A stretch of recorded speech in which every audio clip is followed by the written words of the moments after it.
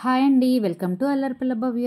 ఈరోజు మన ఛానల్లో ఒక హెల్తీ అండ్ టేస్టీ పచ్చడి అయితే చూపించబోతున్నానండి. అదే గోంగూర నువ్వుల పచ్చడి. ఈ గోంగూర పచ్చడిని చాలా రకాలుగా చేసుకోవచ్చు. నేనైతే నువ్వులు వేసి చేస్తున్నానండి. ఇది బయట ఉంచుకుంటే మనకి ఒక నెల రోజులు ఉంటుంది. అదే ఫ్రిడ్జ్లో పెట్టుకున్నామంటే 6 నెలలైనా కూడా పచ్చడి అలానే ఉంటుంది. టేస్ట్ అయితే చాలా బాగుంటుంది. గోంగూర పచ్చడిని చేసుకుని మనం స్టోర్ చేసుకున్నామంటే కర్రీ కూడా అవసరం లేదండి. అంత గోంగూర పచ్చడి వేసుకొని నెయ్యి వేసుకొని అందులో ఉల్లిపాయ ముక్కలు వేసుకొని తిన్నామంటే ఆ రుచే వేరనమాట. చాలా అంటే చాలా బాగుంటుంది. ఒక్కసారి తిన్నారంటే మళ్ళీ మళ్ళీ తినాలి అని అనిపిస్తుందండి, అంత బాగుంటుంది. మనకి టిఫిన్లోకైనా ఈ పచ్చడి చాలా బాగుంటుందండి. కొంచెం గోంగూర పచ్చడి వాటర్ వేసి కలుపుకొని ఇడ్లీల్లో వేసుకుని తిన్నామంటే 6 తినేవాళ్ళు 10 ఇడ్లీలు అయితే తింటారండి, అంత బాగుంటుంది. ఇప్పుడు మనం ఈ గోంగూర నిల్వ పచ్చడిని ఎలా చేసుకోవాలో చూసేద్దాము. మనం గోంగూర కట్ట అయితే ఒక పెద్ద కట్ట అయితే ఒక కట్ట సరిపోతుంది. అదే చిన్న కట్టలు అయితే ఒక 2 కానీ 3 కానీ తీసుకోండి. ఇలా ఫ్రెష్గా ఉంటే గోంగూర పచ్చడి చేసుకోవడానికి చాలా బాగుంటుంది. గోంగూర కట్టని శుభ్రంగా ఆకులన్నీ కూడా కోసి ఒక పళ్ళెంలో వేసుకోవాలి.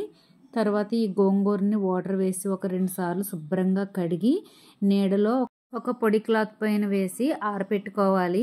ఇది బాగా ఆరిన తర్వాత అసలు ఆకుల్లో చెమ్మ అనేది ఉండకూడదండి. చెమ్మ ఉంటే కనుక మనకి పచ్చడి అనేది పాడైపోతుంది, నిల్వ ఉండదన్నమాట. ఇలా ఆరిన గోంగూరని పక్కన పెట్టుకొని స్టవ్ పైన ఒక ప్యాన్ పెట్టుకోవాలి. అందులోకి నేను ఒక కప్ తోటి నువ్వులని అయితే తీసుకుంటున్నానండి.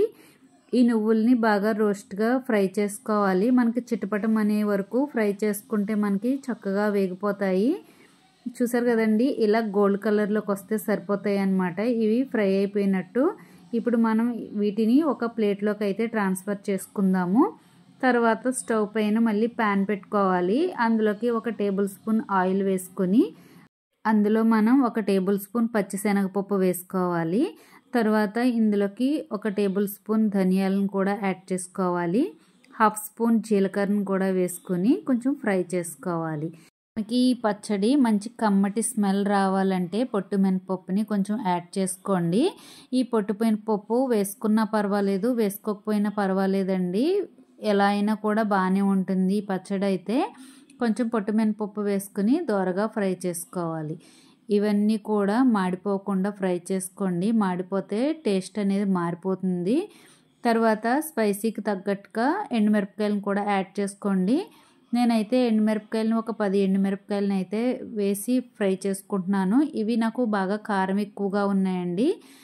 మీకు కారం తక్కువైనా పచ్చడిలో ఏమీ పర్వాలేదు, కారాన్ని తర్వాత అయినా యాడ్ చేసుకోవచ్చండి. ఈ పోపులన్నీ కూడా ఫ్రై అయిపోయినాయి. మనం ఒక ప్లేట్లోకి అయితే వీటి అన్నిటినీ కూడా ట్రాన్స్ఫర్ చేసేసుకుందాము. వీటిని కూడా మనం పక్కన పెట్టుకుని చల్లారి పెట్టుకోవాలి. తర్వాత అదే ప్యాన్లో ఒక 2 టేబుల్ స్పూన్ల ఆయిల్ వేసుకోండి. అందులోకి మనం ఆరబెట్టి పెట్టుకున్న గోంగూరని యాడ్ చేసుకోవాలి. గోంగూర నిల్వ పచ్చడికి ఎప్పుడు కూడా ఆయిల్ కూడా ఎక్కువగానే పడుతుందండి. ఆయిల్ ఎక్కువగా వేసుకుని ఫ్రై చేసుకుంటేనే గోంగూర చక్కగా వేగుతుంది అనమాట. మనకి నిల్వ పెట్టుకునే పచ్చడిలో ఎప్పుడు కూడా ఆయిల్, కారం, ఉప్పు కూడా ఎక్కువగానే పడుతుందండి. ఈ గోంగూర అంతా కూడా ఈ ఆయిల్లో బాగా మగ్గించుకోవాలి. చూడండి, చక్కగా మగ్గిపోయింది.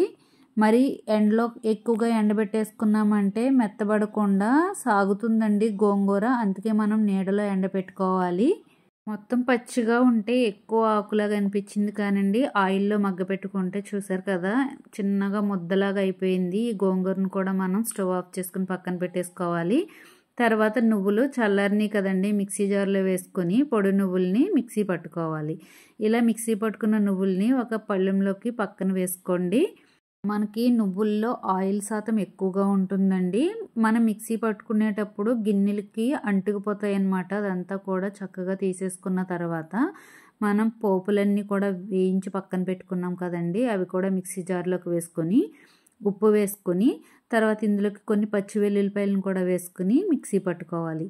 ఈ గోంగూర పచ్చడికి పచ్చి వెల్లుల్లిపాయలు స్మెల్ అయితే చాలా బాగుంటుందండి. ఒక గడ్డ పచ్చి వెల్లుల్లిపాయలను వేసుకుంటే చాలా బాగుంటుంది.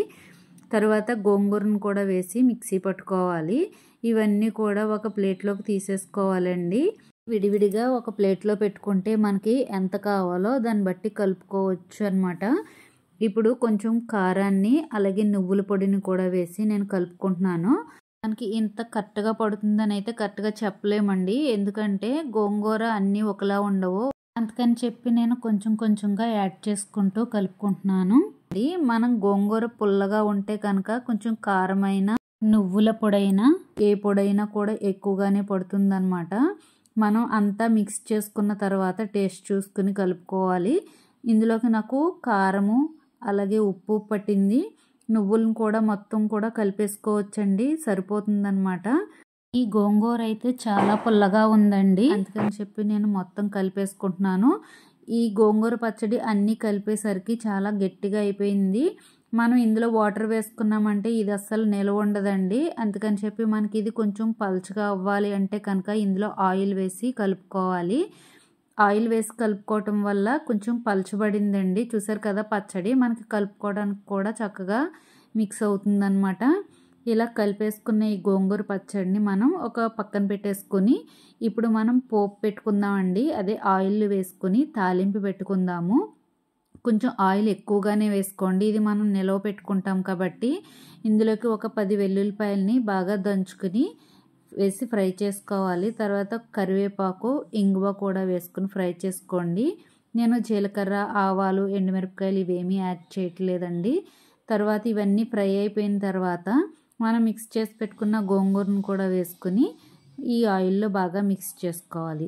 గోంగూర పచ్చడికి ఎప్పుడూ కూడా నువ్వుల ఆయిల్ అయితేనే బాగుంటుందండి, గానుగ నూనె. ఈ ఆయిల్ అయితే చాలా టేస్టీగా ఉంటుందన్నమాట. ఈ గోంగూర పచ్చడి అంతా కూడా ఈ ఆయిల్లో కొంచెం ఉడికించుకోవాలి. ఒక 5 నిమిషాలు చిన్న మంట పైన పెట్టి ఉడికించుకోవాలి. ఇలా ఉడికితే మనకి గోంగూర పచ్చడి అయితే చక్కగా దగ్గర పడుతుందండి. చూసారు కదండి, గోంగూర పచ్చడి అయితే దగ్గర పడిపోయింది. ఈ టైంలో మనం స్టవ్ ఆఫ్ చేసేసుకుంటే మనకి పచ్చడి అనేది రెడీ అయిపోతుంది. చల్లారిన తర్వాత చూసారు కదండి, చాలా గట్టిగా అయ్యింది. గోంగూర పచ్చడిని ఇలా చేసి పెట్టుకున్నామంటే మనకి ఎన్ని నెలలైనా కూడా పాడవదండి. గోంగూర పచ్చడిని ఒక స్పూన్ అన్నంలో వేసుకుని అందులో ఉల్లిపాయ ముక్కలు వేసుకొని నెయ్యి కానీ గాను నూనె కానీ వేసుకుని తిన్నామంటే అసలు స్వర్గం మన ముందు ఉంటుందండి. అంత బాగుంటుంది గోంగూర పచ్చడి అయితే. మనకి ఇంకా చికెన్ అయినా మటన్ అయినా ఏ కర్రీస్ అయినా కూడా బలదూరనమాట ఈ గోంగూర పచ్చడి ముందు. మన కోనసీమ స్పెషల్ అంటే గోంగూర పచ్చడేనండి.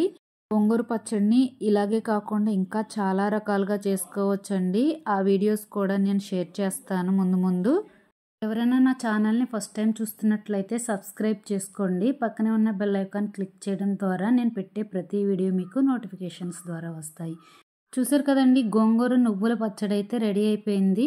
ఈ రెసిపీ మీ అందరికీ కూడా తప్పకుండా నచ్చుతుందండి. గోంగూర పచ్చడిని మీరందరూ ఎలా చేసుకుంటారో నాకైతే తెలియదు కానండి, నేను చెప్పినట్లుగా కనుక ఖచ్చితంగా ట్రై చేయండి. ట్రై చేసిన తర్వాత కామెంట్ చేయడం మాత్రం మర్చిపోవద్దండి. అలాగే మీ ఫ్రెండ్స్కి మీ రిలేటివ్స్కి షేర్ చేయండి. మరిన్ని వీడియోస్ కోసం నా ఛానల్ని సబ్స్క్రైబ్ చేసుకోండి. Thank you for watching.